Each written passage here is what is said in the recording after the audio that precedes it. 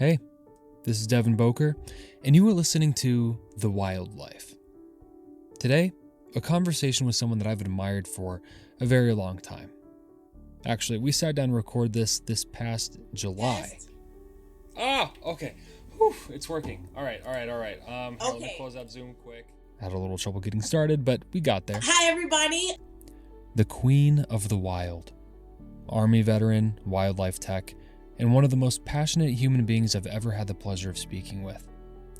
Our conversation covers a lot of ground: becoming a wildlife tech, woodpeckers, federal jobs, the friction of private land, SciComm and education, battles, big and small, and above all else, love for the world around us. A heads up, we do dive into some deep territory on this episode, topics around sexual harassment, discrimination, racism, among other things. I am currently located in Goodyear, Arizona, but you might recognize me from working on the Angelina Sabine National Forest in East Texas. Yeah, I mean, a lot of people, like you said, a lot of people recognize you from social media and the work that you did with the Forest Service and lots of bird pictures and birding content and stuff, which is always good. Always love that stuff. But like, you know, that's how people recognize you now. I mean, what kind of got you to that point? What was your educational experience like? So, I'm not sure how many people know, but I am originally a veteran, and I stayed within the field I was in for quite some years. And when I was in the Army, I used to make a lot of jokes about being a veterinarian, and my friends would get me like all kinds of books about very like soft feminine characters that wanted to be veterinarians and stuff. And when I got out of the Army and I was done kind of with my military career, I really wanted to be a veterinarian. I originally wanted to like open a dog rescue for like elderly dogs where they could go and pass in peace, was like my original plan. And I was going to be this veterinarian. But Arizona State University, they require that you do a internship before you graduate within your field. I don't know if it's all medical fields, but I know at least for veterinary sciences it was. And I had started to notice like the difference between me and the other people who were like absolutely gonna be veterinarians, you know, and like they were always doing stuff with like different animals, but not wildlife, like cows, dogs, cats. Like, you know, they were always doing all these different kinds of things. And I was kind of slacking on getting out there. I just didn't feel like stirred up in veterinary sciences. So she found an internship with Dr. Heather Bateman at ASU. And I just applied. I was like, I want to know if working with animals is what I really want to actually do. And before I even had interviewed for that job, some of the classes I was taking, mammalogy, wildlife ecology, they were part of the veterinary science program. But they kind of like, once you took those, there was like this weird kind of split because ASU hadn't figured that part out yet. So a lot of the animal classes were crossover because if you're a veterinarian, the only time you got to have like that animal contact was when you took like the wildlife biology, wildlife ecology classes. So again, I applied for that internship and I started reaching out to my professors and I was like, I'm really wanting to work with animals. I'm losing interest, so I'm trying to get into something quick. I want to know if this is what I want to do. And everybody pointed me towards Heather. And I applied. I interviewed. I did some research on the position, what her research project was about, which was salt cedar invasion. It's tamarisk is the scientific name. And pretty much it had been in Arizona for quite some time. And we were using the biocontrol beetle to lessen its impact on our environment, on our biome. But there was other responses because willow flycatchers. It's a kind of bird, small, short, sharp beak, olive in color with pastel yellow and buff brown accents, and a white throat. Adorable. had adapted to using other trees um, when we released the biocontrol beetle. So we were studying like what exactly were the impacts of the biocontrol beetle once you let it Yeah. out. Was it as beneficial as we think it is? What was it doing to the microdiversity? And we were using frogs, snakes, lizards, toads to measure that. Herpetofauna, excuse me, to measure Hmm. that. So I got involved with this project, and at first it was incredibly scary because I went from puppies and kittens and dogs to snakes and Yeah. roaches and It's a big jump. frogs and Yeah. toads. Yeah. And it was at first I was scared for myself, but then I Hmm. realized that I was falling in love with the adventure.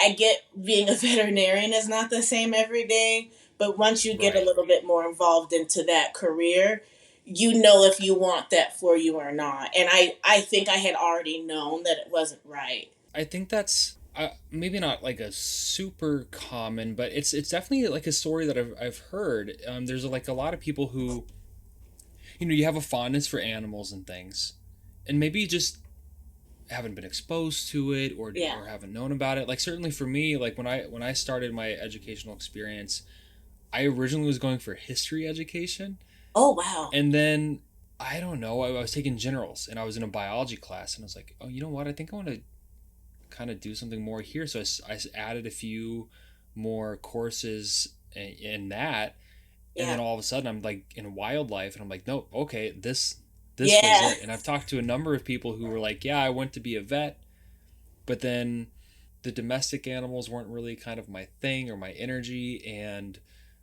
it was more the wild stuff. And then boom, all of a sudden they're in wildlife biology or a wildlife technician. Yeah. This I Yeah, feel like the science is a little bit more I don't different, yes, but the science is more impactful. I feel like it's mm-hmm.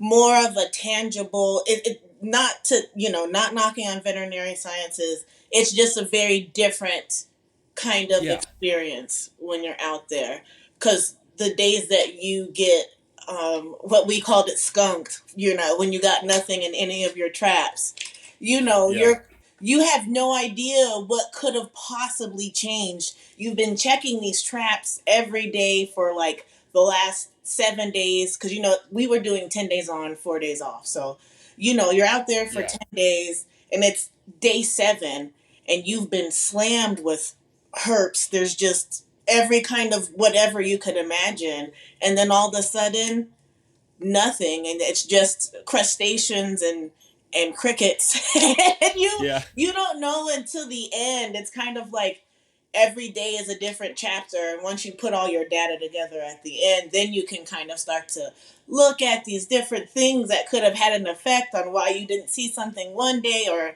the other. It's a very different kind of vibe that I don't think because it's so um people love it, so it's so tender, so precious, but also very hard to get into. People don't yeah, talk about it a lot. So like yeah. when you're a child, you're like, "Oh, I want to be a veterinarian."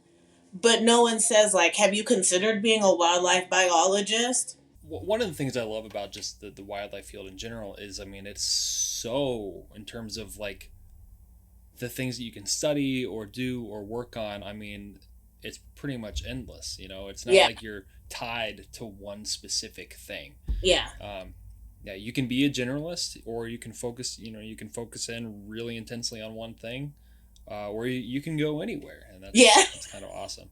Yeah, That's that's because cool. that's what happened. That's how I ended up with birds. Um, Hmm. I'm sure everybody knows by now.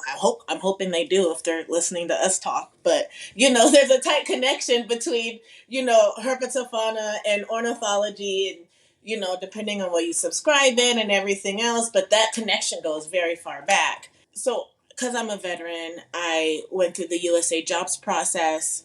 I actually had been preparing myself for a good year or two to get into the Pathways program, and the forest that took me on was working on birds. And when you're a wildlife biologist, yes, you do focus on, your species of choice, but you also learn everything, right? Like no one goes into this field and they're like only doing mammals. You have to know enough at least. And so, because I was just so happy to be in the field, creepy crawlies, what is it? Lepi is what we use for like flighted for birds, I think, or not for birds. What is Lepi for? Scaled wings. Yeah. Yeah. So I was like, close enough. Close enough. I'll take the birds and I'll figure it out from there. But Yeah. it was just I had to adjust, and I did get my chance to like work with some herps. We had the Louisiana pine snake that we were managing for, which was actually more endangered than the red cockaded woodpecker, harder to Hmm. find, but you kind of know when you get out there what the species of concern is, like what they're focusing on, Yeah. what they're really wanting to work on. And the Louisiana pine snake out there just wasn't like the bigger species of concern. There was more focus on the red cockaded woodpecker. There was also an endangered toad that was out there too. I cannot remember the name of it, but it was named for the area in which it was found.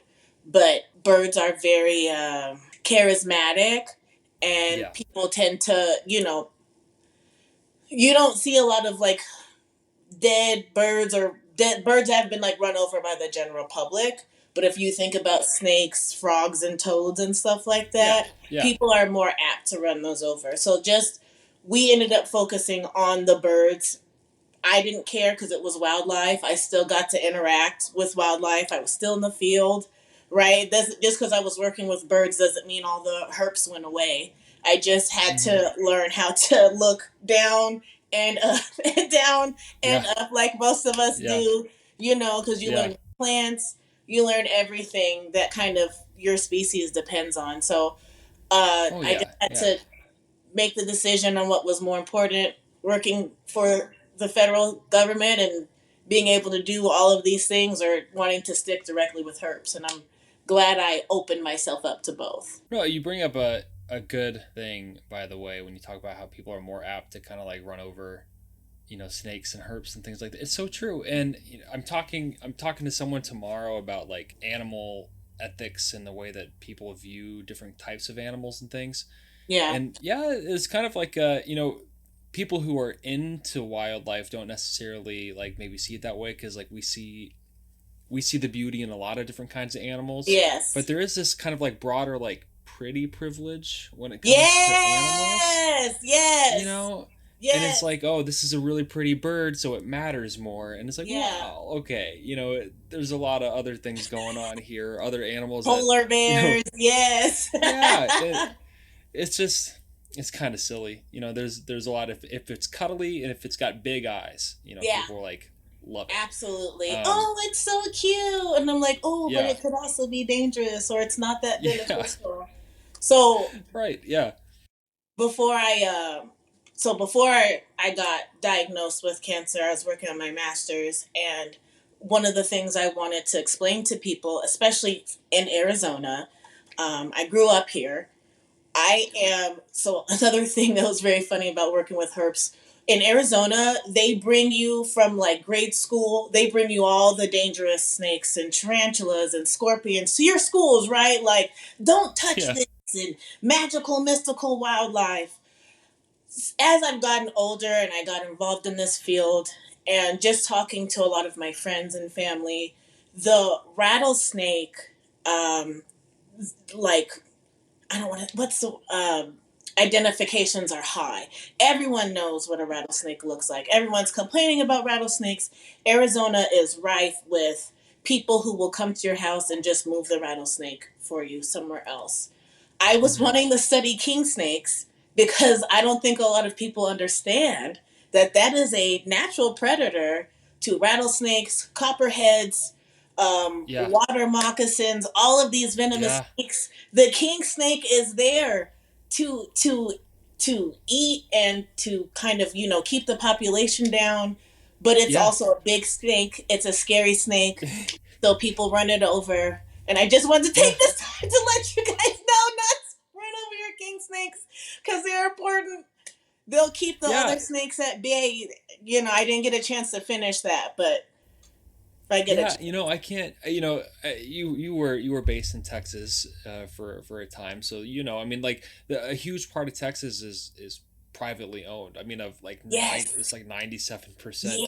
Yeah, now that was definitely an interesting part of working with the Forest Service was so there's a lot of it's when you look at the Angelina Sabine, it's kind of like a mosaic. So you can see where those private lands are mixed into the Yeah. public lands. And because of the way things are out there, the way they grow, it's very humid and it's Mm-hmm. very very hot, and so it's essentially a tropical environment, and Yeah. your plant life just it just Mm-hmm. goes crazy. And so one thing that we would have to do, so I was involved with a lot of prescribed burning.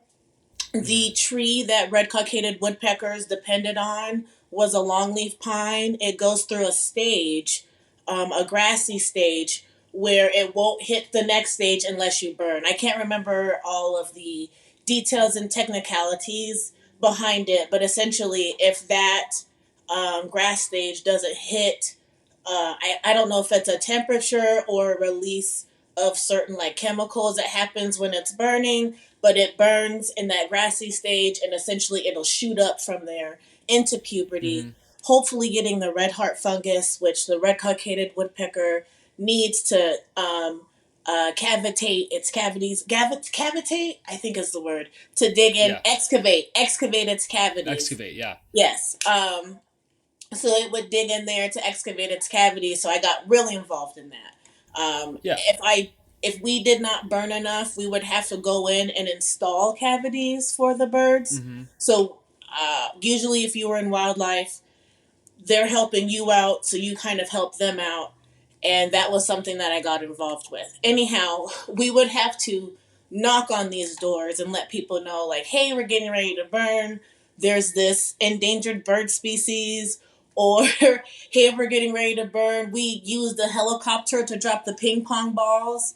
People thought those Mm-hmm. were snake eggs, and we would have to go in and talk to people. I know that sounds crazy, but it's very true because they were white little Yeah. balls.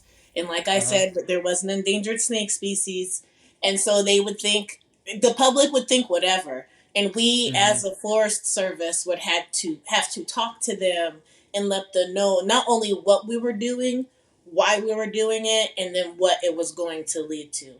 And Yeah. it's kind of like part of the NEPA process, but Yeah. it's Yeah. very technical. I I can't. Oh gosh, no. I know what you mean though, and sometimes yeah, the things that the public kind of will come up with are just. I used to work in wolf conservation, Oh my and goodness, I can't even and imagine. I would I'd be talking with people, like somewhere really far north, very rural, and they would be like, the federal government is parachuting wolves onto my property. And I'm like they're jumping out of planes and like, how exactly do you mean this? They're like, well, they Yeah. weren't there and now they're on my property and the only way they could have gotten there, and the government's trying to plant them there. And I'm like, okay. And then that was not helped by the fact that when they did the reintroduction on Isle Royale, they helicoptered them in to the island and they No! used parachutes. So I was like, no, because then everyone, yeah, that became a thing. And they're, ah, gosh, yeah, yeah. It's Sometimes it can be it's interesting.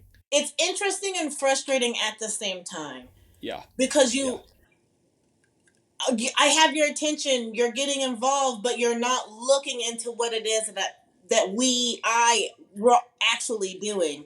And now yeah. it's an old wives' tale, and 10 years from now, you know, one time my granny's land, the Forest Service and the feds did this, and it ruins this relationship that you've been, like trying to work on. There was Yeah. this guy I used to work with. He was a private landowner. He used to we had a lot of feral hogs in East Texas. Terrible problem. Um, and I was just telling him one time about the things we were getting ready to do, and some of his land butted up right up against this RCW cluster. And I was just talking to him about, like, ha ha ha, these birds don't care about lines. They don't see Yeah. that this is where Forest Service Right. land ends. And I said, like, ha ha ha, we're going to be knocking on your door to, like, check on the RCW. And he totally changed. He was like, I don't have to let you in. I don't have, and I was like, I do want to, the Forest Service, U.S. Fish and Wildlife, we're not here to take your land. We don't want to take your land. We just want to provide Mhm. for the wildlife that's on your land that you have, you didn't ask for that. But people, Right. like you said, the public will make their own things. And, now we're encroaching on their property. It's a whole thing. It's a Yeah. whole thing. Yeah. With the, And the idea of like land sovereignty and stuff is so embedded yes. in our culture and stuff too, that it can, especially in places like Texas where the landscape is so mosaic with like private and stuff, it can make conservation really tricky Yes. because Yes. all of a sudden it's like, well, this is my land. I'm like, I know, but the species doesn't Here. only live on it. I don't want to take your land. I just want to They look don't at this understand bird. parcels. We just want to know where they are and stuff. Yeah. And then some people will like refuse to even acknowledge that it's on their land, and then some people will No. kill anything that's on their land, and it just, oh Yes. And gosh. there's all these programs to help when endangered species do end up on your land. So that I thought was also interesting was how many people would deny that it was there, but the Texas, the state, the federal government will pay you. Like, oh, you have Right. a tree that this endangered bird like. We will pay you to plant more of that tree, but in order to get to that point, I have to be there to record that, and it just sends the wrong message. So that part of the Yeah. job is a little bit frustrating Mm-hmm. because the people who are really close to public lands, they vote, right? They know about the NEPA Yeah. process. They've been doing it their whole lives. They go to the town halls. So not that they make it harder. That's not what I'm trying to get at. I just wish that our interactions were better so that when we Yeah. were trying to make a positive change, they would be more apt to listen to it. Because like me, especially me showing up in East Texas, I'm not going to overrule 3 generations of this is what happened, Yeah. Yeah. you know. But Yeah. it's Oh, it's just, it's still fantastic. That's the bad part of the yeah. job. Is Yeah. like the people Yeah. that we run into. Aside from that, the field time I had was amazing. Um, and then but eventually I just hit a point where I needed to get my master's. That's just where I was at. I was a GS7, so I came in through pathways. I went 5, 6, 7. I was a 7 step 3, 7 step 2, 7 step 3, and to get to a 9 or an 8, I needed to either get lucky and find another GS8 position, which, if anyone knows, that's not a popular number for a reason, or get my master's and become a GS9. So while I was working out there, I of course we had the whole 2020 COVID situation, and a lot of us were working from home. So what I would essentially do is work from home, write whatever reports, fill out whatever I was supposed to, and then go into the field and then come back home. So that part was a little bit of a bummer, but I did that. I re-enrolled in some classes, getting myself ready for my master's program, and then about what was that October November of 2021, I got Mm-hmm. into NMSU as a master's student. When I was in Texas and I was going back to school and I was going back to classes, that is when I really started to. That's when my thesis started to develop a little bit more about king snakes. But I also started to notice that there is a communication problem in science. Mm-hmm. Not Yes. the way we communicated is so it's not what we're saying is wrong. It's just off-putting to the people who we're talking to. It's like we're Hmm. so used scientists are so used to talking to other scientists that when you talk to a member of the public, they're it's gone. And I Yeah. really started to put that together because of the interactions I had with private landowners. I'd start getting Hmm. specific about things, and they didn't care about that. They wanted to know layman's terms, what is happening Hmm. next to my land, what's happening on my land. And so when Yep. I started going to different places, I didn't mind how I was receiving the information, but I noticed that when I tried to tell my friends or my friends' kids, like, Hmm. oh, this is what I was talking about, I would be so scientific that no Yeah. one cared. But if I Yeah. said, actually, it's this really cool frog, like spadefoot toads, it digs underground and it doesn't come out till it rains. There's Hmm. so much more to the spadefoot toad, but you're talking to a kid, you're talking to your mom, your dad, a member of the general public. They Yeah. want to hear this toad is cool because it digs in the ground and it doesn't come out till it's rain. That's all they care about. Yeah. So, Yeah. You know, I I I see that. I do. And I mean, I've had that experience myself too. I mean, even recently, like, there's something. Oh, hello. There's something. There's something about statistics and things too. Like mhm. in science, and in science, we all like we have a bunch of numbers up our sleeves. There's all kinds of statistics out there that we like to talk about, and I posted a video not that long ago, something about shark decline. And just how rapid shark decline is, and I mentioned some of the statistics, and I noticed, most of the comments and things, like, people like got it, but there was Yeah. a lot of people who were like, okay, and, like, why should I care? They're sharks, Yes. and there's, so, like, there's that kind of element where, like, statistics don't quite speak. They're No. not a story. There's no emotional appeal necessarily to that. You kind of Yeah. have to rephrase it a little bit, and I think part of that is like what you said. It's like people see scientists as being kind of elitist. They Yeah. think that they're better than you. They Yes. already know everything, and, like, no one wants to be talked to as a repository. No Yeah. one wants to be talked to as, like, um, you know, I'm the expert and I'm telling you everything there is to know about the thing, because there's nothing for them in that. Yes. But if you can tell it more in something that kind of gets them curious, Yeah. where they still have an opportunity to figure something out on their own or Yeah. ask questions, then it's a whole different, ball game. Like, Yes. suddenly you've got some buy-in. That is Absolutely. absolutely, an issue that I've seen as well. Yeah. Because when I look back, so ultimately, now that, so we will get into the whole cancer thing whenever you want to, because woo, what a doozy. My Yeah. goodness. But what one thing that I have been thinking about since kind of all that came about, and because I have tons of time to watch and sit and read, is, and I get it. There's like I grew up with, like, I'm sorry, that's Scooby. It's okay. It's okay. with No the worries. with the Kratz brothers and like Steve Irwin, and it was this Yeah. very generic Hmm. version of what was happening out there. But I Hmm. realized that I people were like, oh, oh, they weren't that educated or they didn't know enough. I don't think it was that. I think it was just the way that we receive information as not scientists.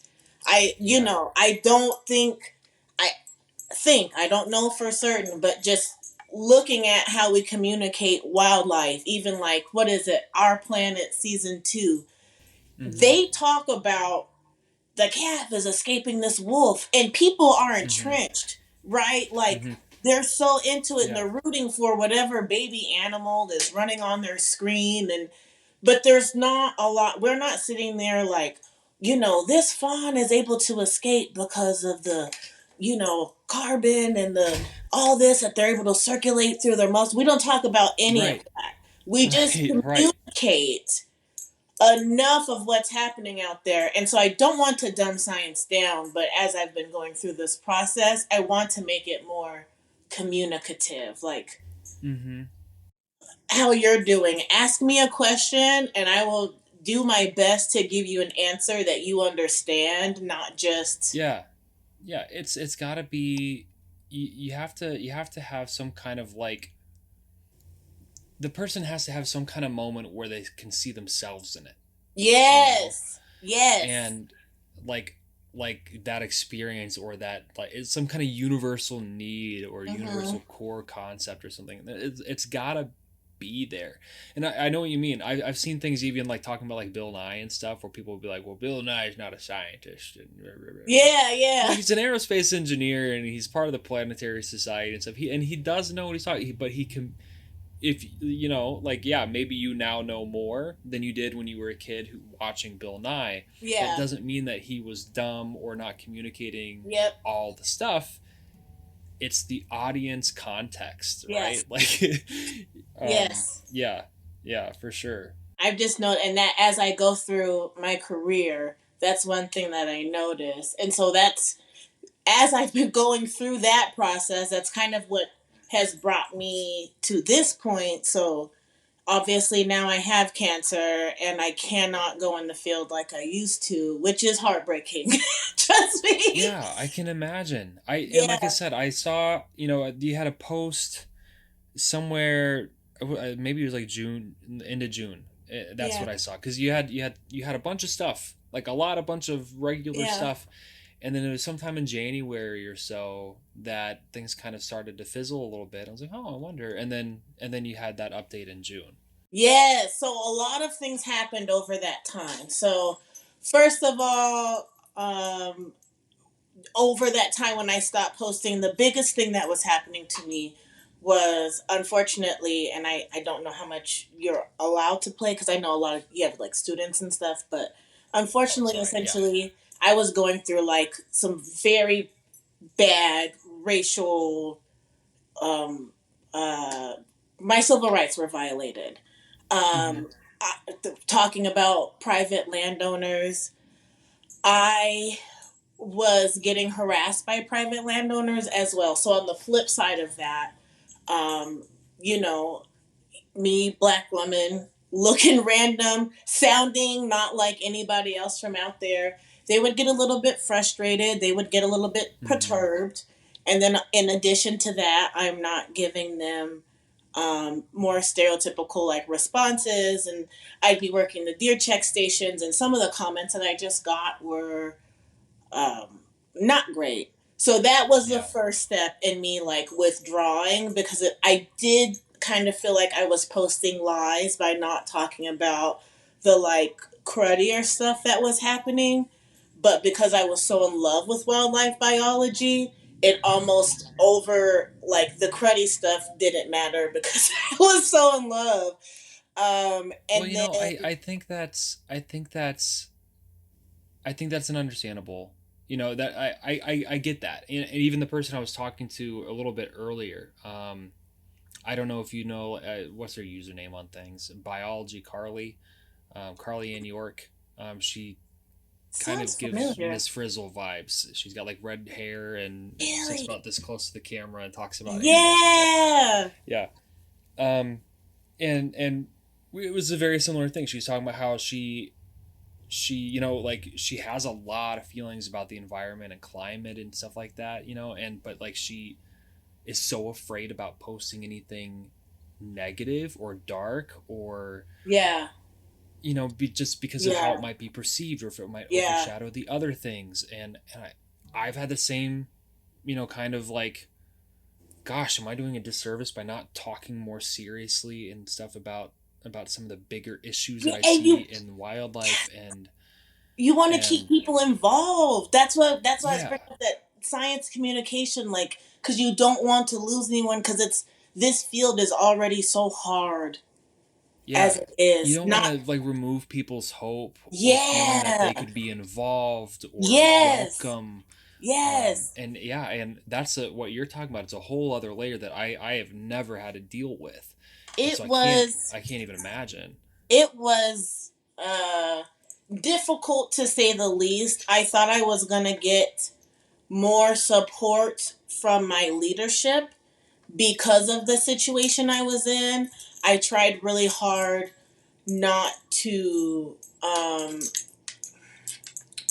keep myself from going in the field, to keep, like, I never said I don't feel comfortable going out there because it's just me.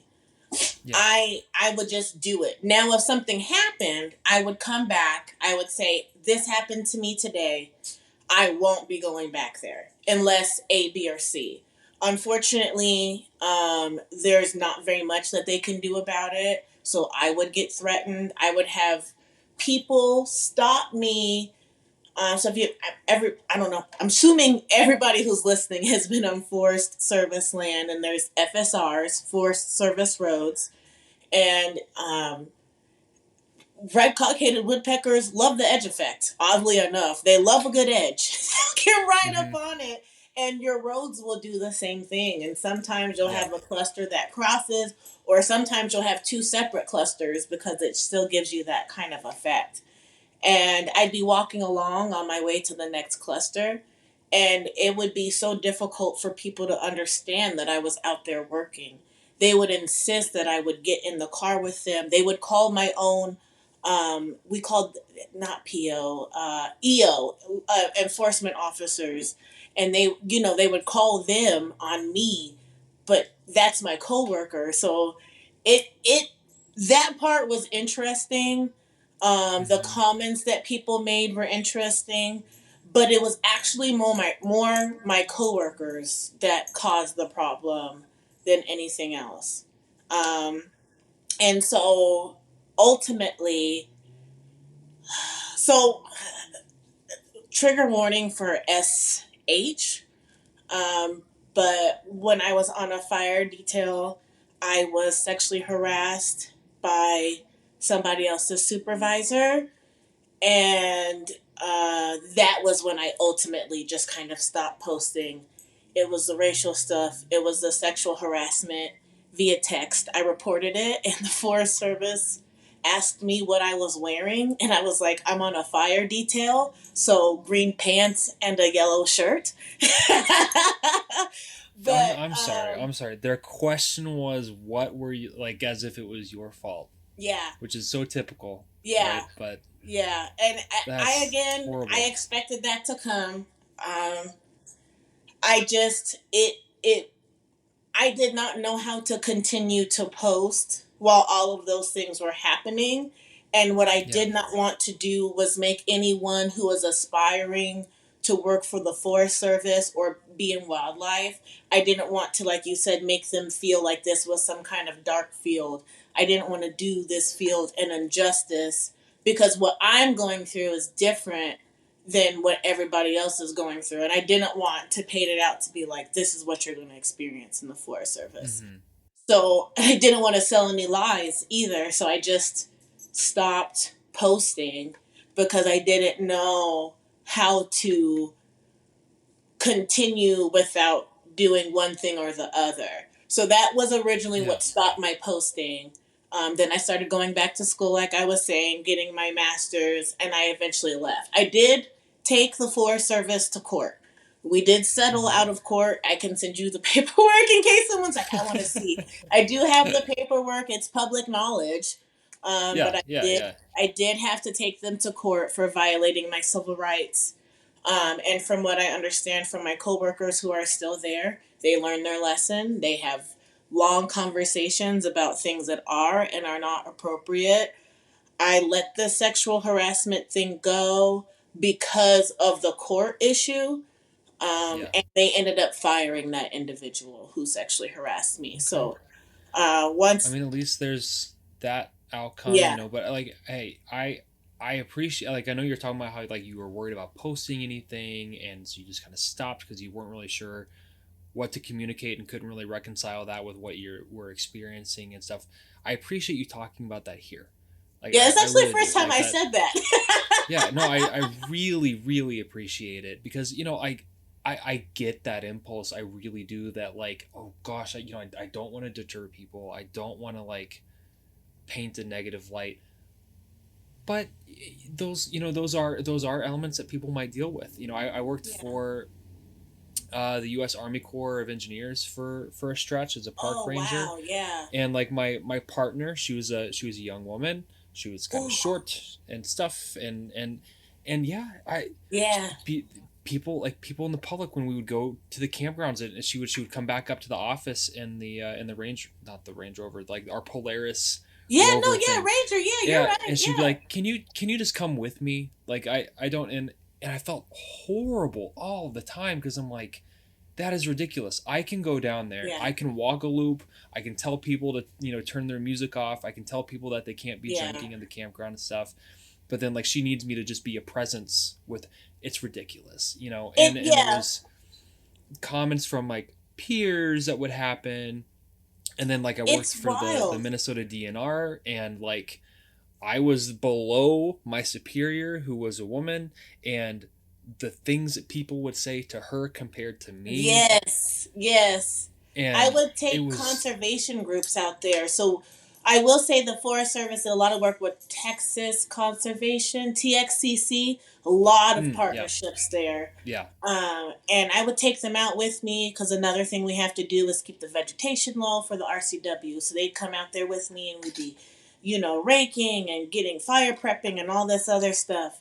And if even though I'd be all gussed up in my Forest Service uniform or looking like, obviously I had been there and TXCC students or interns would have their t-shirts on, it was a very obvious difference.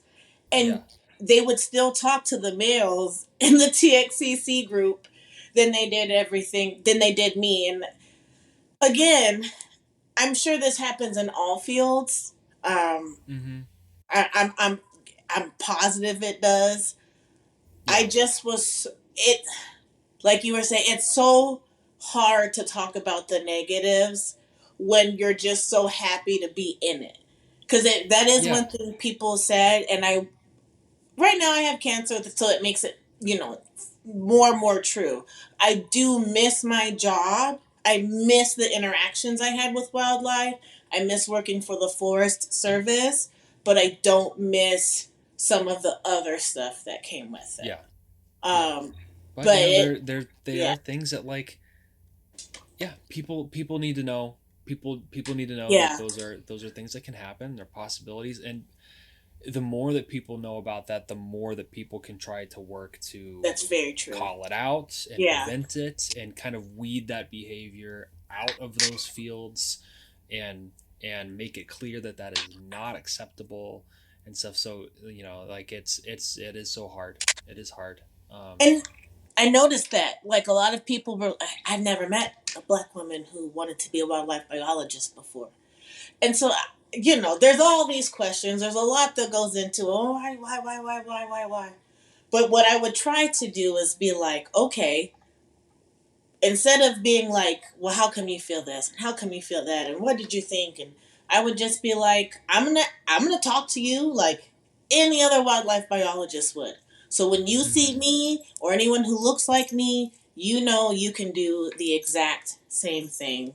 You can Yeah, approach yeah, them, ask them a question about wildlife, because at least if there's anything I can say during that like low key kind of negative time was that when mm-hmm. I was at the deer check stations, those people had to talk to me in person, right? So I'd be there cutting lymph nodes out, trying to talk to them about, you know chronic wasting disease and all Yeah, of that, and it would be me, and mm-hmm. I'd be out there, and that I think made a difference. Some people would say like really random comments like, "Oh, you got raised up right" or whatever. I didn't. I that stuff I would let go because I was Mm-hmm. just so happy that they had to have that interaction with me, and Yeah, it yeah, challenged their viewpoints. And I just kind of let it go. But that part was definitely interesting, but it has not deterred my love for the outdoors, yeah, birding, herpetology, anything. I I love that now that I'm not in it, I can talk to my friends about it and get their kids involved. I can't go in the field like I did before, like hiking and, because you have to seek out wildlife. It's not Yeah. something. Yeah, Yeah. you have. I will say that if you want to be a wildlife biologist, please, please, please start hiking now in the hardest conditions you can. I'm not trying to discourage anybody. Just get your physicality up because it is a very physical job. You have to hike to get to your wildlife. You have to, like I said, I was checking oh gosh. It's this the terminology is leaving me, but I'm trying to think of the names of the traps I was using. Pitfall traps. And we would have to hike for I don't know how far in between traps to get out there. You can do it, but do Mm-hmm. you love it? Are you passionate about it? Start getting that physicality up there now. Yeah. Up here, out here, it's hot. I don't want to Yeah. Yeah. discourage anybody. I just want to let you know, like, if you want to do it, start looking into it now. Find like for me, there was a 100 course, and it was Yeah. like biology, wildlife biology 181, and we got a chance to test different kinds of trapping methods, different kinds of research methods, different Mm-hmm. ways that and you couldn't. Because once you're in it, you're in it. Usually, your Yeah. Yeah. instructors know what you want to work with. I Right. couldn't Yeah. work with herps. They made me work with mammals, and that wasn't. I'd work with mice and rats, and everybody has a line. And mice and rats were my line. I still did it though. It was still 101% worth it. I ended up, it was like a little mini project that we did. And it was the moon phases actually were what was impacting what I was trapping. But it's not having that physicality and not being able to go out in the field like I used to has allowed me to find a new way to communicate and a new way to Mm-hmm. show people science. So it's very funny I'm talking to you. I'm getting my master's. I'm going to start again in August in STEM education. So I'm going to go into Mm. teaching. Oh, that's Um, cool. Yeah. yeah, hopefully I can move into a collegiate level and have a biology class like that where I just show people the different ways you can trap.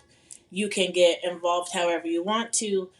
Have people come into the classroom, talk to us about the research, what it's really like to be out there. Because that's another Mm-hmm. thing that I realized in that internship with Arizona State University, because there's U of A. I want to make sure I'm clear. Arizona State, ASU, Pitchforks. Okay, but I there was a um, it was a huge jump, but once I was in it, I was in it, and there was a lot of networking and figuring out who I wanted to work with, what it Yeah. was I wanted to do.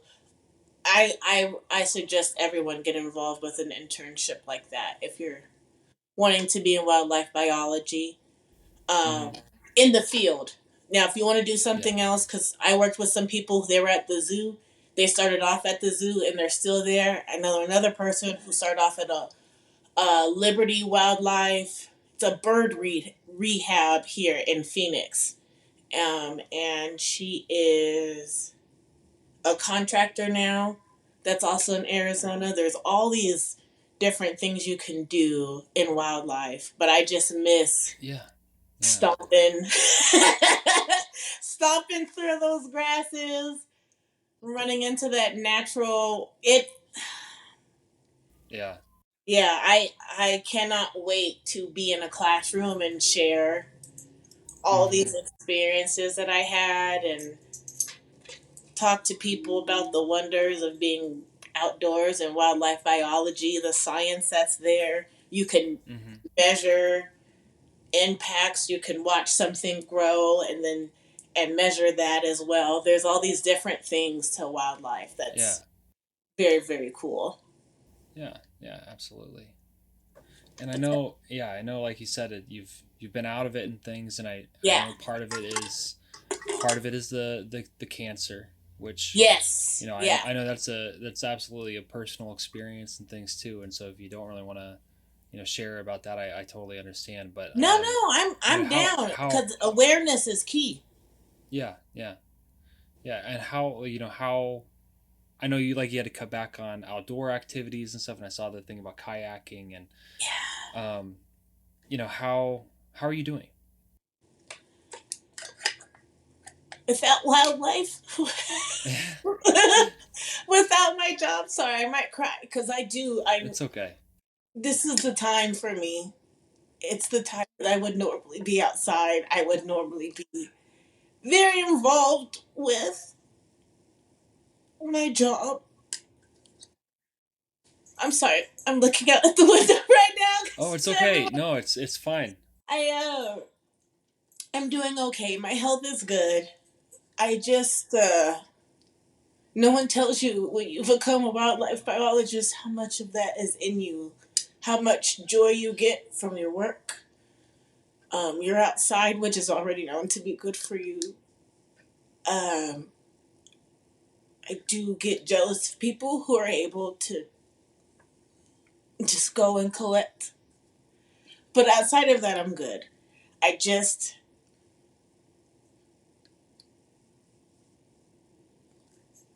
I miss my job. Sorry. Yeah. I No, miss it's my job. okay. Yeah.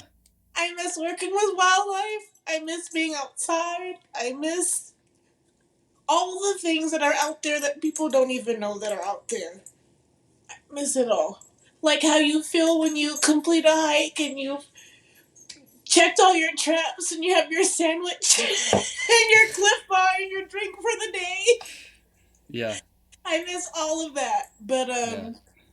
I'm doing okay. It's just the waiting game. And I saw that you had your own cancer journey. It's just the waiting game for getting told that I can handle to go back out there again. So that's kind of, I think, why I'm also moving into teaching so that I can hopefully inspire someone the way I was inspired and they can go out there and hike and herp and bird and Yeah. all the other stuff. But I'm okay. I miss my job. I make a lot of posts about missing my job because I do. Because it's not just my job. Being a wildlife biologist isn't just like a job, it's a hobby, right? Like Yeah. you come home and you watch more of it and you look at other people's posts and you're Yeah. like, wow, how can I see that? And you incorporate it into your vacations and Hmm. it's it's Yeah. it's Yeah, it's you a do. You thing. do. Yeah. It's Yeah. what you do. Yeah. Yeah, and so all of a sudden, like, I have this rule where I can't do it anymore. And of course, I'm a herper, so summertime is the worst time of year. Yeah, I'm sorry I cried, but No, it's totally fine. it's Yeah. uh it's interesting to find a way to try to wildlife, which is why I took up kayaking. They were like, your body just can't take that, but you can do other recreational activities. I would camp, but it's just me, and that's not safe. So yes, that's how I got into kayaking. It's also why I'm not like looking into fisheries like that, but wanting to look at what I'm when I'm kayaking, what's underneath, and Yeah. yeah, just trying to find other ways to connect with wildlife that are not so hard on the body. I'm trying to find some nighttime herping spots up by Lake Pleasant, which is a very popular laking spot out here. We have Saguaro Lake, which is part of the Salt River. It's part of the McDowell Mountains and a whole thing. So I'm going to try that. And if those things don't work, I'm going to call in a couple of favors and see Yeah. if I can go to some old herping spots Yeah. um, just to Yeah. kind of feel that need. It's just hard because the things that I love are the most active right now when it's the hottest. So that part is hard, but my health is prevailing. No, and you don't need to apologize about like having emotions about it. It's totally no. I get it, and here's the thing. You talk about hoping that like doing something in a teaching capacity or something that you can inspire that passion in other people. the people who can do that are the people who are passionate, and it is very obvious how passionate you are. So I have no doubt in my mind that you're going to be excellent at that, and that you're going to be able to do that very passionately. Thank you. And I really hope that I don't hope, because I know they will. Like, when people listen to this, when this is out there, they're going to hear that too. And that's the kind of thing that people are drawn to and gets them inspired and gets them to want to explore those careers. And it's a whole world. It really is. And it's a lifestyle. And yes. I think that you make that very clear and you articulate it very well and stuff. And I think people respond. Like, they'll respond to that. Thank you. Because I get worried, sometimes all the thoughts flood you and you're like, oh, where do I start with how much I love this? But I really do. It's especially so going through all that policy, right? Like, you learn all about it in classes and when was this law established and that law established. But then to actually watch it play out, right? Right. Yeah. Somebody's, I think, oh gosh, I hope this isn't too much. I hope I'm not, ruining anything. But I believe we had an older recreation area, and someone had requested, hey, I've been coming out here for years. My granddad took me out here, my dad took me out here, I'm out here, I'm taking my kids, blah, blah, blah. And they said, but I would really love Wi-Fi. That's reasonable. That's reasonable. But enough people voted against the Wi-Fi. We didn't do it. Yeah. Now, if more people would have paid attention to that process, I'm sure, it's just the whole thing I love the process. I love the whole,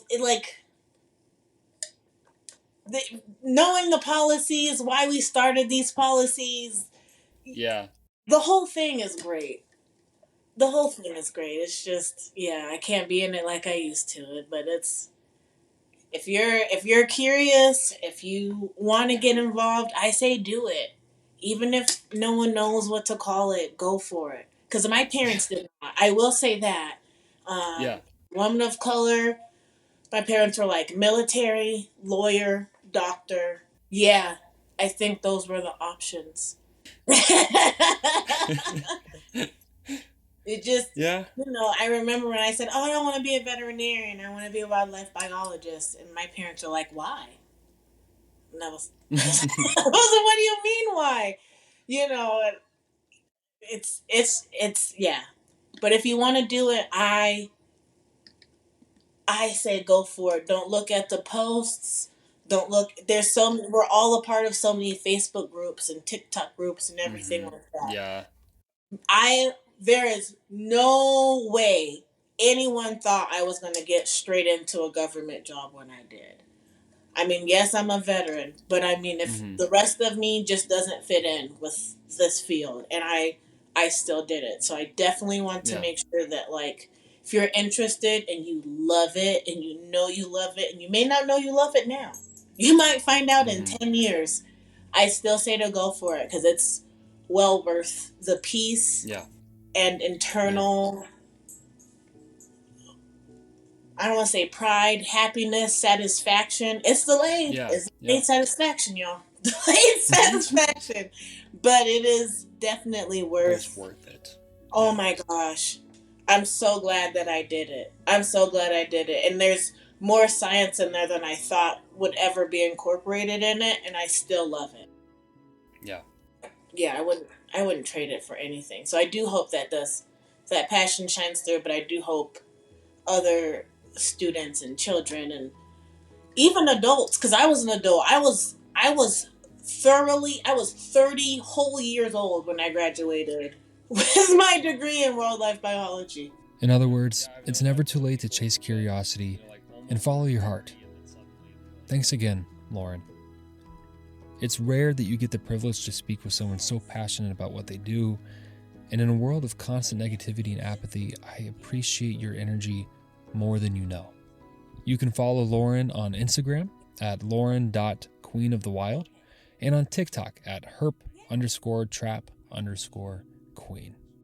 Both of those links are also in the episode notes. And thank you for listening. If you'd like to support the show, you can do that for as little as $1 a month at patreon.com/thewildlife. And with that, peace out, rainbow trout.